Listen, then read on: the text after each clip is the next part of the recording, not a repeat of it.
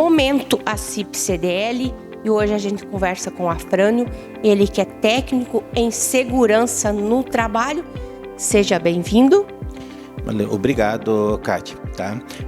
Hoje o nosso objetivo é esclarecer para os nossos associados e até para a população como um todo quais são os serviços, ou o meu serviço especificamente, que prestamos junto à entidade ACIP CDL, Palmitos, que é os serviços de segurança do trabalho.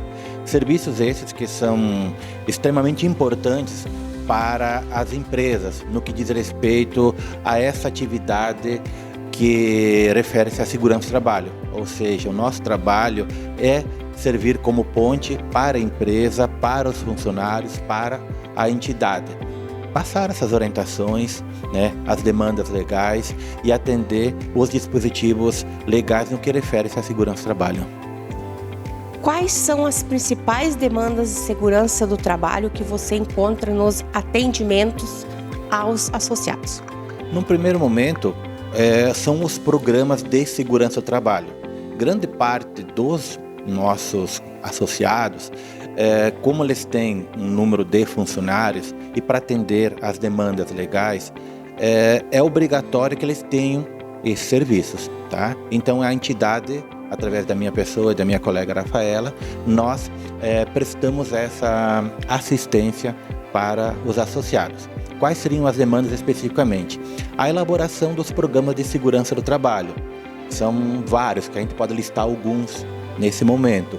O PGR, que é um programa que ele prevê, ou ele analisa quais são os riscos ambientais que a empresa tem. O PCMSO, são laudos médicos, é um laudo em que consta propriamente nesse laudo os exames médicos que os funcionários têm que fazer dependendo do risco da atividade que eles exercem, LTCAT, PPP, o ASO, enfim, é uma gama enorme de programas que nós oferecemos para os nossos associados.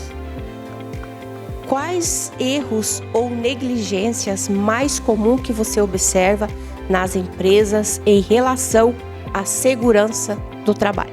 Olha, no primeiro momento, quando nós como técnicos visitamos as empresas, sempre há uma grande dificuldade por parte da empresa no sentido de fazer com que os seus funcionários acatem algumas demandas.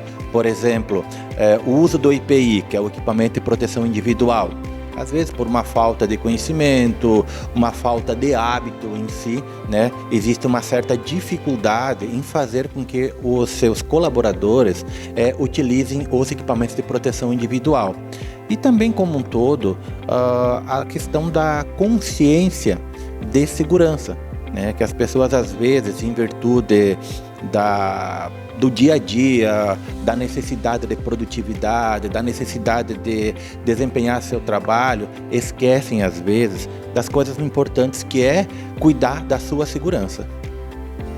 E como funciona o processo de atendimento aos associados? Eles precisam agendar ou você visita periodicamente? Isso, bom, os programas, eles têm uma validade de 1 ano. Tá? Então a entidade ela tem um controle através do seu setor de segurança do trabalho, em que ela faz esse gerenciamento desses vencimentos, dessa validade dos programas.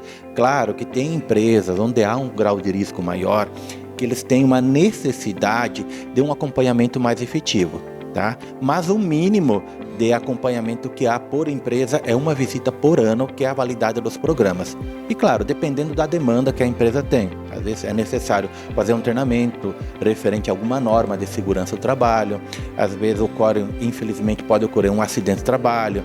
Então você tem que ir na empresa, fazer a análise, fazer a investigação desse acidente. Mas enfim, basicamente é nesse sentido que é o nosso atendimento. Quais documentos de segurança são obrigatórios que as empresas devem manter atualizados? Isso, como eu falei anteriormente, Então temos os programas que têm a validade anual. PGR, Programa de Gerenciamento de Risco, o PCMSO, que é o Programa de Controle da Saúde Médica Ocupacional, e o LTCAT. Esses programas você tem que todo ano fazer a atualização deles. Por que é necessário ser feita essa atualização?